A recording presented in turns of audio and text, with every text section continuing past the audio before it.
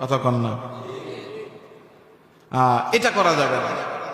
হাজারে আসওয়াদ পাথর চুমা দেওয়ার জন্য অন্য মুসলমানকে কষ্ট দেওয়া, এটা মুসলমান দেখেন, হাজারে আসওয়াদ চুমা দেওয়া এটা ফরজ না, এটা ওয়াজিব না, আল্লাহর রাসূল দিয়েছেন, সেই হিসেবে এটা সুন্নত। হযরত ওমর রাদিয়াল্লাহু তাআলা আনহু এই পাথরের দিকে তাকায় তাকায় বলতেন, এই পাথর তুই শুধুমাত্র একটা পাথর। হাজারে আসওয়াদ পাথরকে হযরত ওমর বলতেন যে তুই শুধুমাত্র একটা পাথর, যদি লাউ ইসতালামাকা রাসূলুল্লাহ, আল্লাহর রাসূল যদি তোরে চুমা না দিত, মাসতালামতু, তাহলে আমি তোরে কোনোদিনও চুমা দিতাম না। তুই পাথরের মধ্যে আমার নবীর ঠোঁট লাগছে, আমার নবী চুমা দিছে, এই জন্যই শুধু আমি তোরে চুমা দিই। সুতরাং এটা আল্লাহর রাসূল সাল্লাল্লাহু আলাইহি ওয়াসাল্লাম দিয়েছেন, সুন্নাত হিসেবে দেওয়ার চেষ্টা, আমার আকাঙ্ক্ষাও থাকতে হবে, দোয়াও থাকতে হবে, চেষ্টাও থাকতে হবে। কিন্তু এটা দেওয়ার জন্য কাউরে কষ্ট দেওয়া যাবে, বিশেষ করে এটা যাদের একটু শরীর মরির ভালো।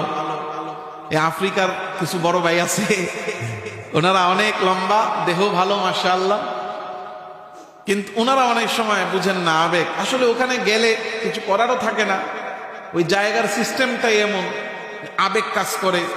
যেভাবে হোক ভিড় থেকে দ্রুত দিয়ে আসতে পারলে মনের প্রশান্তি, তো অনিচ্ছাকৃত অনেক সময় হয়ে যায়। তো এখানে একটা বিষয় খেয়াল রাখা, যে আপনি কখনো গিয়েছেন, যাওয়ার পরে ডাইনি বায়ে কেউ ধাক্কা আপনার লাগছে, সামনে পিছনের কেউ আপনাকে চাপ দিয়েছে, কিংবা কারো কোনই ঠনই দিয়া দুই একটা গুতা ঠুতা খাইছেন, তো ওই মুসলমানের প্রতি কষ্ট রাখা যাবে না।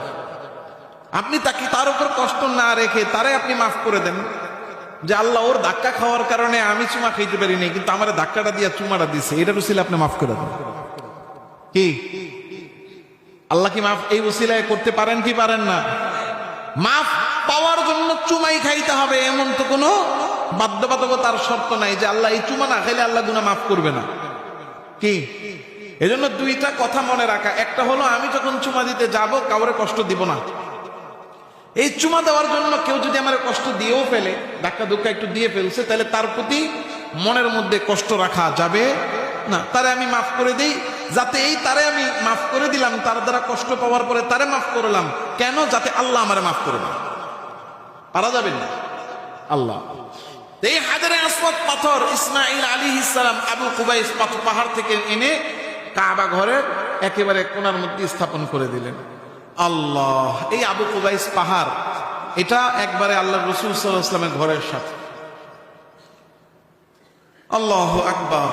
ইসমাঈল আলাইহিস সালাতু ওয়াস সালাম যখন কিনা এই পাথরে স্থাপন করলেন, তখন পুরো কাবা ঘর তৈরি হয়ে গেল।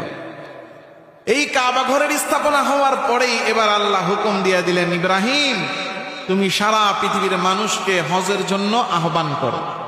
বলে আল্লাহ, আমি আওয়াজ দিলে এই মরুভূমির মধ্যে কয়জন শুনবে, আর কার কাছে আমার আওয়াজ পৌঁছাবে? আল্লাহ বলেন, তোমারে আওয়াজ দিতে বলছি, আওয়াজ দিবা, কারণ আওয়াজ দেওয়ার দায়িত্ব তোমার, পৌঁছানোর দায়িত্ব কার? وَأَذِّن فِي النَّاسِ بِالْحَجِّ يَأْتُوكَ رِجَالًا وَعَلَى كُلِّ ضَامِرٍ يَأْتِينَ مِنْ كُلِّ فَجٍّ عَمِيقٍ।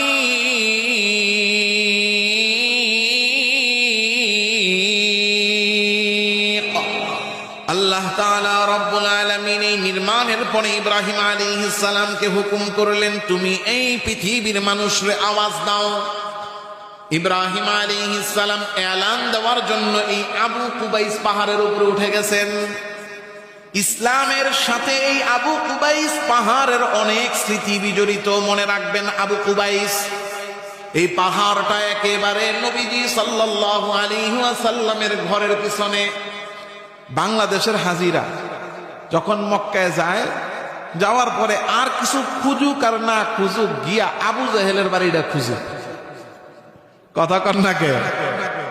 কারণ আবু জাহেলের বাড়িটারে বানানো হয়েছে পায়খানা, toilet, public toilet. Public toilet বলতে মসজিদের চতুর্পাশেই তো মুসল্লিদের জন্য অজু টয়লেটের ব্যবস্থা আছে। তো আবু জাহেলের বাড়িটারে কি বানানো হয়েছে? টয়লেট বানানো হয়েছে। তো যারা এটা জানে যে আবু জাহেলের বাড়ি টয়লেট হয়েছে, কতজন যে প্রশ্ন করে, হুজুর আবু জাহেলের বাড়িটা কই? যারাই যায় গিয়ে বলে যে একবারের জন্য হইলেও কি আবু জাহেলের বাড়িতে গিয়া দর্শন দিয়ে আসে।